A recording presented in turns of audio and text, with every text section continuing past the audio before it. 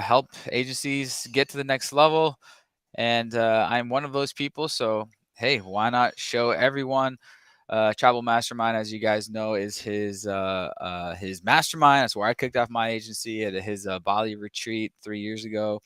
And yeah, so Matt, what do we got for people today? So in last interview I had with you, we talked more about mindsets and Hmm. about general, ideas on how to scale to 50 or 100K for your agency. And in this one, I have more specific frameworks for you that I want to share. So what I have prepared is specific frameworks on how to grow your agency to 100K. So we're gonna go very methodological. So if you Awesome. have a pen and pencil, then as you're watching this live stream, you can just implement right away. So it's gonna be kind of like a workshop for you, and Nice. Awesome. yeah, I'll it's be gonna I'll be be fun. taking notes like I did last time. That was good. All right, awesome. And Boom. tell And me I'll if let you you can share see my your screen. screen. Yeah. Can you see 100K it? basic frameworks. Let's go. Yes, I do. All right, awesome. So we're gonna cover 2 points, two key big points in this presentation. So first, I just gonna touch briefly on the impatience that people have when building this type of business, which I have seen as the huge bottleneck. Again, we're focusing on B2B digital agencies. So if this description fits you, then this live stream is for you. If you run some kind of product business or something like that, then I'm not sure if all those frameworks work because I only work and consult digital B2B agencies, essentially growing from 10 to 100K. So that's who those frameworks are for.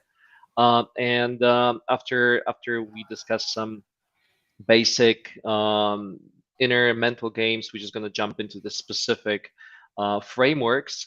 So let's just quickly touch on the impatience that people have Mm. when growing from 10 to 100K. So the challenge is that they they often just want instant gratification. So they just want things to work for them right away, and this this is kind of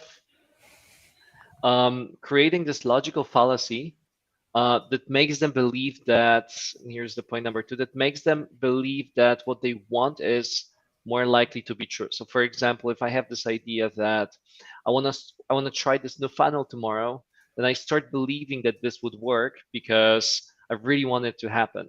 Hmm. And this is, and here this is the third point, and this is a good thing in general, as in it gives you hope. It's like what you want to do will work, and as entrepreneurs we have faith in things, and because we have faith in things, we believe in things that most of the people don't believe in, and we do things that are stupid for most of the people, and sometimes we get better results than the other in the society. So we're just not afraid of trying. um, but all these, positive affirmations and this hope has also another side of the coin, um, which is that because we believe so much that we would make our dreams reality, or because we believe that this new thing that we want to implement and try to scale to 100K would work, we start overestimating what we can do in a short run, Yeah. but underestimate what we can do in the long run, like in a Yeah. year. So I'm sure you've seen a lot of people who are just kind of like hustling right now, just drinking five venti Starbucks coffees and just not sleeping and just popping modafinil and Ritalin all the time and just like I'm drinking uh, coconuts. Come on, guys. Healthy life. Baby that's good. coconuts. Um, but a lot of people are just like, hey, I just really want to reach my goal. I really want to achieve this, and I'll just, work my ass off. I'm Yeah. gonna achieve this like in 2 days. I'm gonna build this funnel in 2 days, Mhm. and um, and then they face the reality that it's just unrealistic. This is just unrealistic. But if you were more sustainable, then, and we spoke about this on the other live stream. If you were more sustainable, you would be probably reaching this goal, but you just don't stay committed to this goal for long enough to get there. So um, in this live stream, I will show you very logical frameworks to make this 100K a reality. It's not going to be something like, yeah, let's just work at your ass off. It's just going to make perfect sense. You can schedule your work and you can schedule it over 1 year time period, not over like a week, which is just more realistic. I'm sure you've seen all those courses, like how to make 100K in 2 weeks, but Hmm. it's just unrealistic. It's just not possible. It's just a lie. What's realistic is to build a sustainable business over a year. So I want to first touch on creating time and space for your growth. So here, this is really important because people just don't realize that they actually need to create some space for them to work on certain branches of their business. I mentioned this briefly on the last live stream, but they don't just realize that you need specific dedicated time to grow your business. So if you look at this agenda here at the right hand side, what you're going to see is three types of things.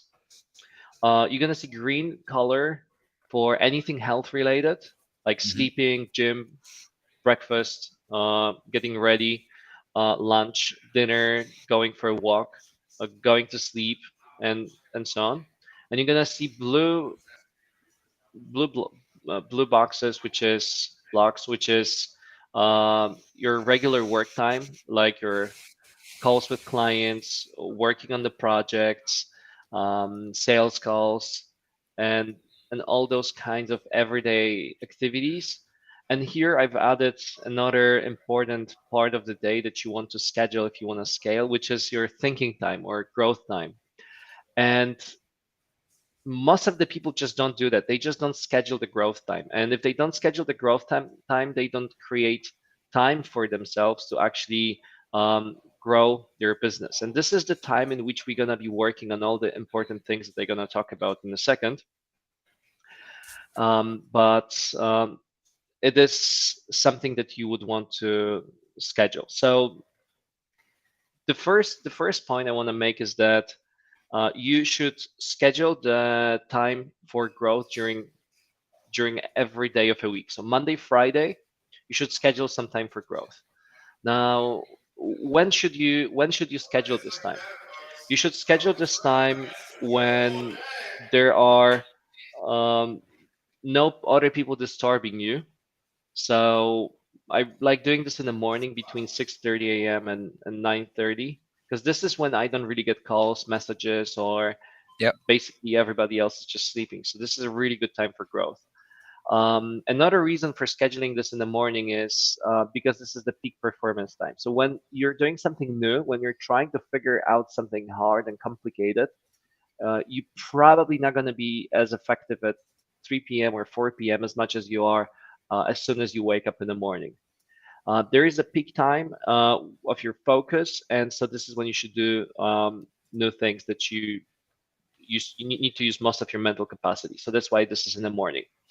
And also, just want to mention here that by creating space for your growth or creating space for your growth, it's not just about the time that you schedule in here, but you actually need to make sure that you get enough sleep, so you're really productive here at this time, and you exercise and you eat good food, and you have regular meals so that uh,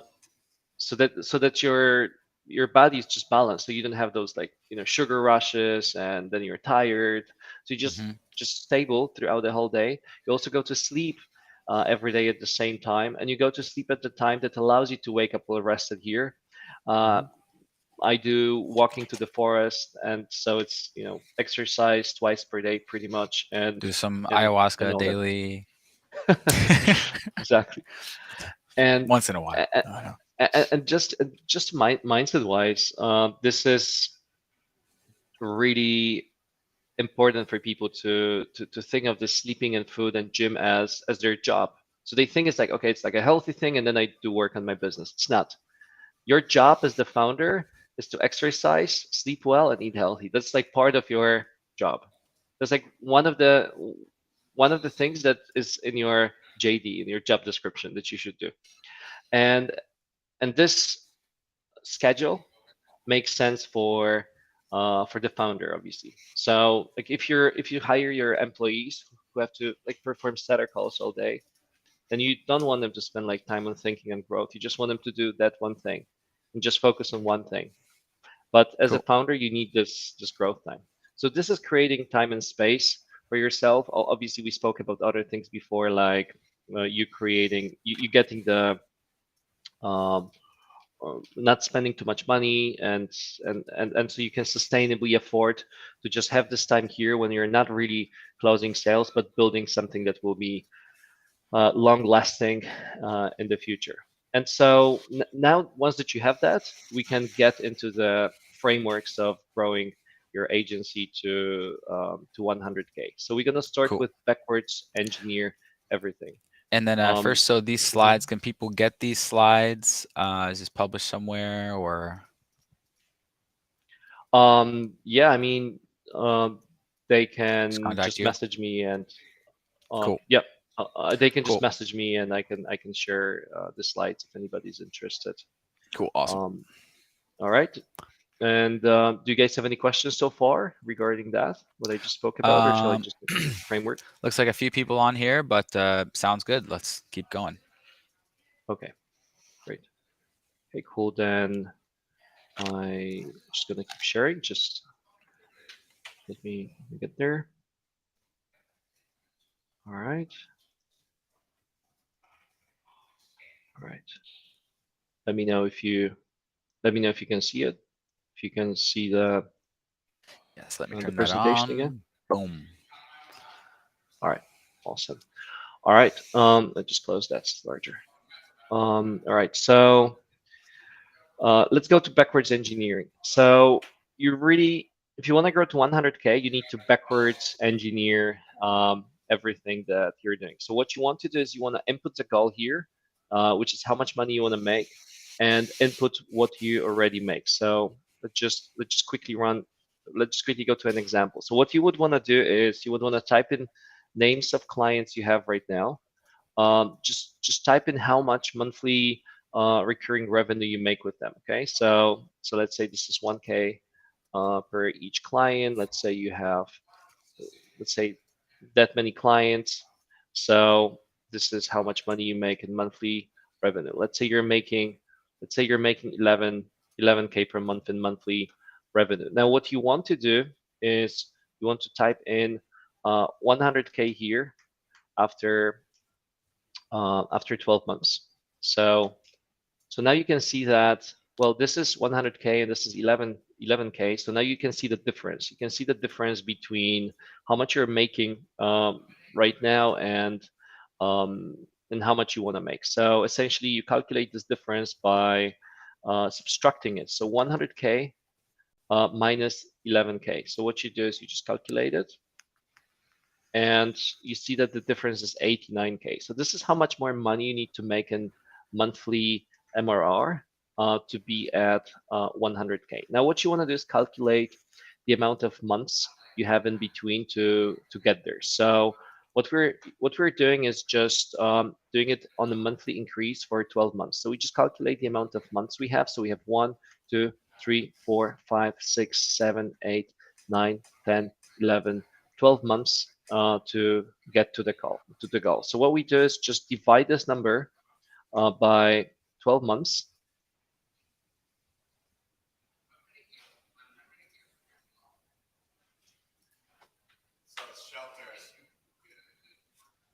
Hold up, I'm on a pod. and and now we can see that, all right, this is 7K of monthly increases. So what we want to do is just add this difference here.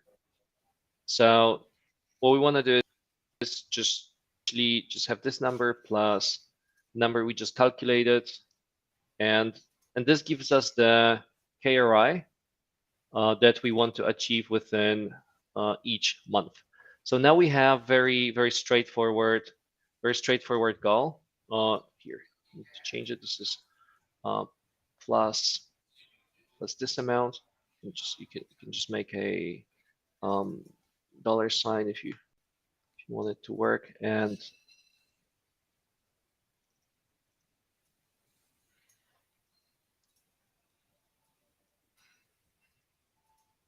okay, now what you can see here is you can see your monthly goal. So now you can understand it. Okay, and if in January I'm making 11K, in February I need to make 18K. Now you know that you're making 1K per month per each customer, so you can easily calculate how many new customers you need. So this is going to be easy in this case because you know that, hey, if I'm making 11K and I want to make 18, um, I subtract 11 and essentially need to get 7 more customers. So this is how you backwards engineer the numbers, and you set yourself goals for every month to get to 100K. Now, um, what's important is that, realistically speaking, when you're building funnels, the growth is not really linear. It's not really like you're getting 8 plus 8K every month.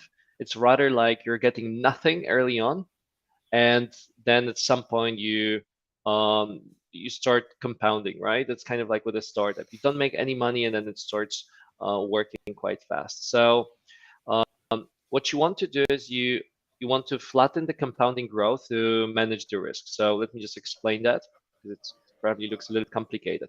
Um, the yellow line, the the yellow line is what you are already making every month. This is what already has been proven to work, like getting new clients through a proven funnel. Like for a lot of people, this is Upwork or Fiverr or some funnel that they have started with to get to 10K. So this is their yellow line of increase. They just keep increasing this slowly. And then the blue line is the compounding line.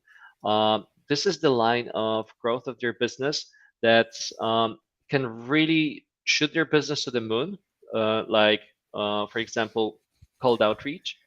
But at the same time, it takes quite a lot of time to actually grow it. So at the beginning, for the first couple of months, like first 3 4 months, they get no results. They just need to spend their time building it. So for example, if you build a cold email campaign, it takes you at least 1 month to warm up Lemlist. And so you won't get any results in this first month because you just need to warm up the tool. And then it takes you a month or so to test it, and so on and so forth. So obviously, you're not going to get results early on, but you're going to get large results later. So what we do to flatten this curve is we are simply just building two things at the same time. So doing more of what has been proven to work, like scaling on the funnels and doubling down on the funnels that has been proven to work, while spending the growth time on building new funnels that will offer you this compounding growth. Mhm. And this is why, in the end of the day, we just stay with this regular linear increase here of the revenue, because essentially what we would do is just put more effort in doubling down on the funnel that you already have and copying what already works, or simply increasing the prices, uh, which is also what just works. Just increasing the prices of current customers, or simply increasing the prices of new customers when you're onboarding them, or building a referral system. And just by doing this, we can just start growing the agency in a linear way already, right from the start. So we don't actually even have to build new complicated funnel. So this is just doubling on what already works. And while we're doing this, we're thinking of new ideas. So I'm gonna now break it down for you. So I'm gonna talk about doubling down on what already works, and then I'm gonna talk about building something new, like new funnels and new ideas, which is obviously more risky. So first, with doubling down on what already works, what you want to do is just you want to look into your current system and just observe what works. So, for example, if you get leads through Upwork, what you want to do is create an Upwork tracking sheet, and you want to start tracking the Mhm. results so that you can just increase the input to increase the output. So this is an example template for our members for tracking their Upwork funnel. So essentially, what we ask them to do is just increase the amount of proposals sent or increase the conversion rates, increase the amount of calls booked and amounts of conversions. So this is just increasing what already works. Obviously, Mhm. this is a little bit more complex than that because we also ask to perform different versions of a proposal, like version A and B for A/B split test, different searches, et cetera, et cetera. But generally speaking, this is simply about a quantified test where you are increasing the input to get more output or increasing the quality uh, of the input. So this is how you just simply double down on what already works to just get more revenue right away. And this is funny sometimes when I get with people on consulting calls and they want to get to 100K and we first look into what already works for them and we just realize that, hey, what if you just send twice as many proposals on Upwork and you start A/B split testing what works? And what if you hire another VA for this and that? And what if you just double your prices or increase it slightly? And what if you just ask more of your clients for referrals? Um, then simply that's how you already increase the revenue in the first couple of months. That's like an instant low hanging fruit for you to start making more money. Just need to spend time on backwards engineering, and like I was showing here, just make this spreadsheet, and then you see all the numbers. Now, for most of the people, it's kind of boring that they just don't want to do that, and that's why they actually work with us because we spend 2 hours per week with them, just like literally typing in all the numbers, analyzing what could be improved. So this keeps them more accountable. But generally speaking, what you would need to do is just spend actual time on this. And that's what we do with them. And what's important is that you create that spreadsheet for everything that already works for you. Um, there, um, there should be a spreadsheet for everything you work on, and also you go with the mindset that there is a framework for pretty much everything. So what I mean with that is that you need to spend your growth time that I was showing you in the schedule creating those frameworks for yourself and for your team to scale. So if you don't have a repetitive process for something like this is my tracking sheet or this is my sales call script, you will uh, likely uh,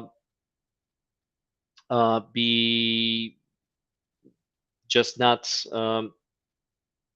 implementing this in the right way, and you will also not uh, teach your team how to implement it in the right way. And this is why it's important that you create a framework for everything. So everything has to be written down, everything has to have a specific process. And people that I talk with sometimes they think that okay, but like there cannot be framework for everything. But there really can be framework for almost everything. Look, I consult, let's say, sales teams of agency founders. So what we do in Tribal is that agency founders they plug their sales team that we consult, and we just try to figure what's the reason why the sales teams are not closing, why the closer is not closing, and then we realize that the founder of an agency doesn't even have a framework to keep the sales team accountable for, so they don't know why they are not closing. So what we do is we first establish a framework that they need to stick to. So so we get to some elements of the sales call that they think that cannot be really quantifiable or that cannot be really be turned into a framework. So I'm gonna Mm. give you an example.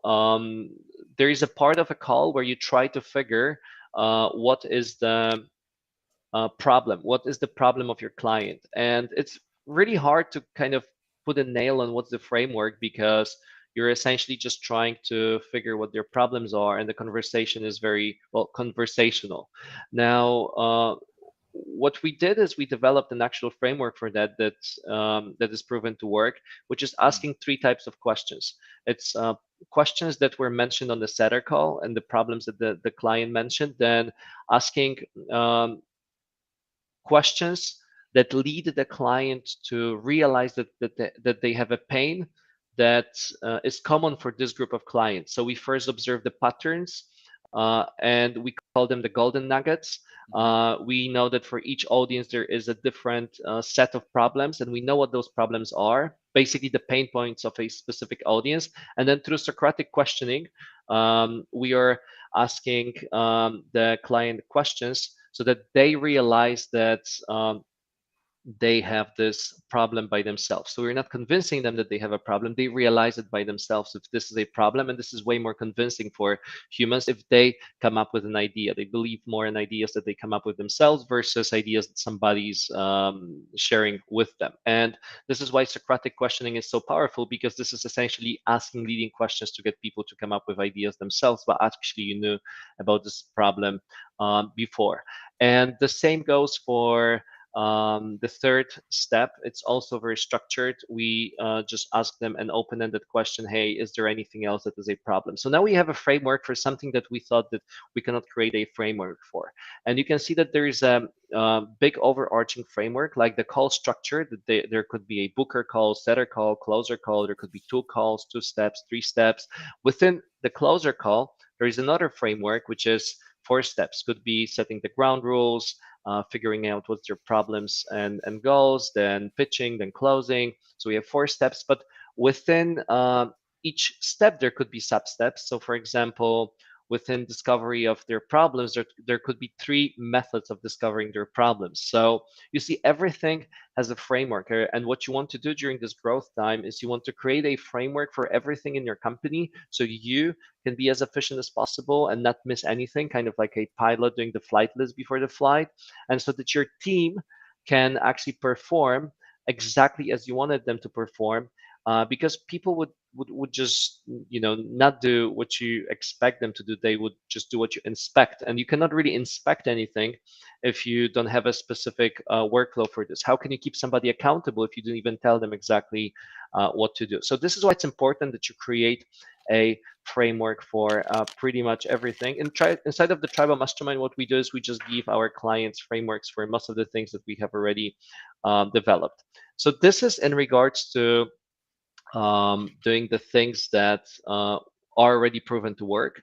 Now let's look into the new things that you want to do, like building new funnels. So Cool. building new funnels and doing new things is essentially going to be a test for you. That's something you haven't done before. And here, uh, you need to be very logical about this. You need to perform methodological tests. So this means that you want to quantify what you're testing. For example, I'm testing a LinkedIn funnel and I want to send 1,000 messages over the period of a time, which is, let's say, over 1 month, and I want to calculate if the conversion rate is at least 10%, and the conversion rate for me is that somebody answers, etc., etc. So I have very specific um, outcomes that I want to achieve, very specific time that this test lasts through.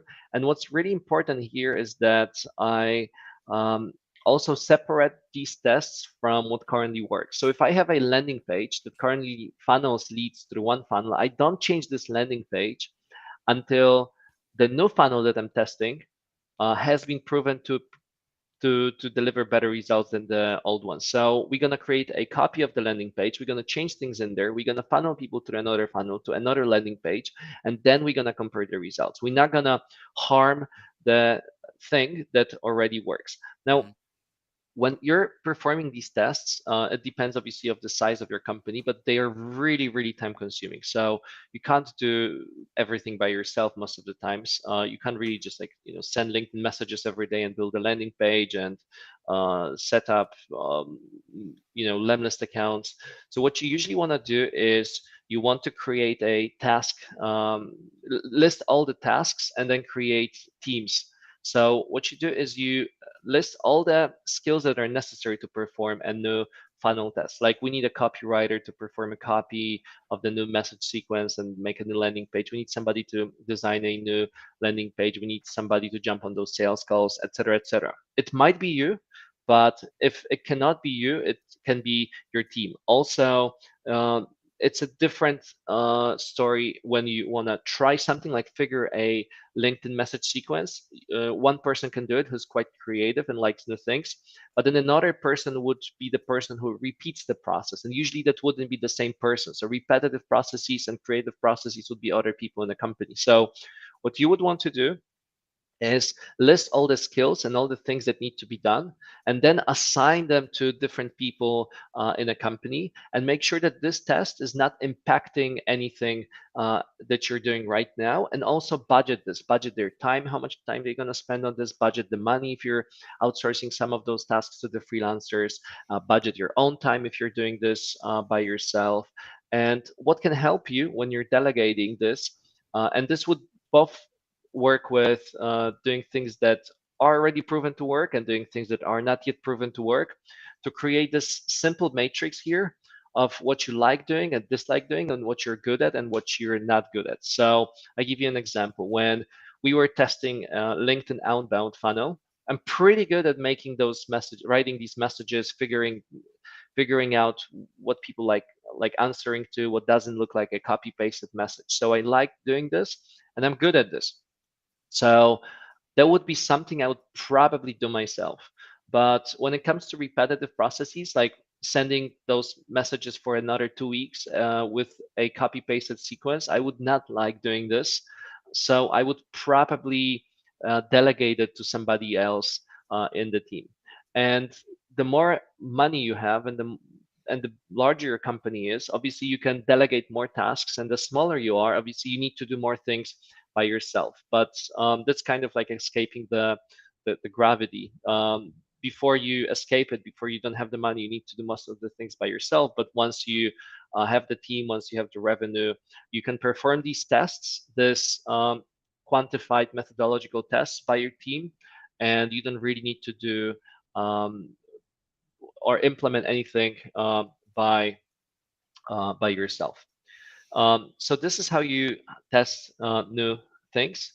Now, how do you organize all this work in time? Because now it's quite complex, right? We want to scale our agency to 100K. We want to increase the revenue of the agency by 7.4K per month in terms of monthly revenue. We want to try some new things. We have some new ideas, like I'm gonna try LinkedIn outreach funnel, but we also have things that currently work, like Upwork funnel or Fiverr funnel. And I have some time by myself as the agency founder, and I have some time capacity of my team. How do I know what do I even start with? Like what do I work on? So what you want to do is you wanna do three things to even organize yourselves to know what you're doing at this time. So the first thing that you want to do is perform a bottleneck analysis. So bottleneck analysis is something that you do in Draw.io, or they call it diagrams.net right now. And essentially what you do is you just draw your current funnel and your new funnel. So for example, if this is Upwork, then you have a setter call, um, then then you have a, let's say, a closer call, um, then maybe you have a presentation you send to a client, um, then you have the delivery, uh, then this is your current funnel, what you have right now, and that's going to be the same for the funnels you're building, maybe LinkedIn outreach, message, etc., etc. So there's going to be a bunch of steps in here. Now, what you want to do is you want to calculate if you can actually get 7 new clients. So what you try to do is just try to figure if you get seven. If you want to get 7 more clients here, is this becoming a bottleneck? So is this a bottleneck if you want to get 7 more clients? Well, that depends on your Upwork tracking sheet. And that's why we did this, because we know our conversion rates, we know how many we need to send, we know our capacity in terms of how many work hours we have per day or our team members, and we know how many uh, jobs are out there per day. So because we know that, we can just simply say, hey, um, we can get 7 or not. So let's say this is not a bottleneck, we can just do it, but maybe bottleneck is delivery. Maybe we don't have enough team members. So we need to quantify that as well. Maybe it takes us too much time to make presentations within a certain frame of time because clients get colder. If you, for example, deliver them a presentation after like a week, then they are called. So you need to do it after a day. So can I actually turn over one presentation a day? Depends on the amount of presentations I need to prepare in my time. So you just try to analyze what is your bottleneck, and then you figure this out. So you can have multiple bottlenecks that you're going to observe you have in here. And then what you want to do with this is you want to just start writing the agenda of the things you need to fix. So this is an example of a workshop agenda that I have with our clients inside of the tribal mastermind. So when we start working with them, we establish a workshop agenda. So all the things that are bottlenecks that we have to fix. Let's say LinkedIn lead generation, finding a niche, hire and train team member who can do it, upsells, lead generation through this and that funnel, pipe drive. We figure all these bottlenecks, and we have a list of freaking like 500 things to do to grow to Mm-hmm. 100K. So now you're like, oh my god, like so we start with lead generation, and then we do upsells, and then we do another thing, and then it takes us a year, and and yeah, we it does take a year, but what we do is we don't start with one thing and then go to another thing. We we go with iteration. Uh, so look, with the iteration, this is just completely mind blowing if you don't know what iteration is. And like if you don't know what Mm-hmm. iteration is, if you don't know this terminology, and maybe some people watching this don't know it, now you're gonna be really mind blown um because this essentially solves your problem. If you have too many things to fix in here, Yeah. if there are too many things to do, and you really need to start with multiple things at the same time, you want to start working with iteration. So how does it work? Uh, to So start it, mhm, before we get into this, um, I have this idea. So let's break this into two parts. And so, by the way, Maggette says, let Matt know he appreciates this stuff greatly, all this stuff. And so, what I just posted in the chat, and I'll post it in the comment to this video, um, is let's do part two. And that's going to be on my other channel. And we'll move over there right in a second. So, for the 9 people watching this right now, let me share my screen and show you guys this over here. Go leave your. I'm going to do another stream right now on this channel, and then that is going to go down and then go up on my other channel right here, Riley Bennett Marketing. So I started this new channel, only 8 subscribers right now. I'm going to do a lot more videos, a lot with Matt too on business building over on this channel. So go click that link, subscribe to that channel, and then we will start part 2 video right here. And if you're still watching, you can still join that live stream here in a second. And then so I want to get people to go over to that new channel. So sweet. Spaghetti says see you there. Walt says thanks. Um, cool. So see you guys over there. I'm gonna end this one, and link will be in the description if you're still watching on the new channel mhm. for part 2. And in the meantime, if you guys want any of these templates, just message me Oh on yes, right. Messenger If you guys so I want can any of send these it. these slides templates, send Matt a message on Facebook. His contact will be